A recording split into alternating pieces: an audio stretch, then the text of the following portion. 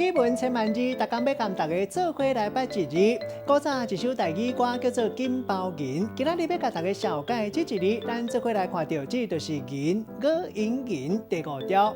盲人读做银，银有人讲是白金，是一款金属，金骨啊金骨。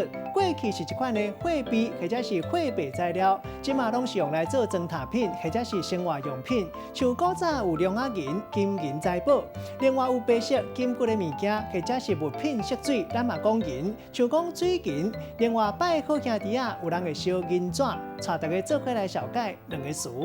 头一个读做银角啊，本来是讲铜做的钱，落尾就是讲唔是纸票的蓝山钱。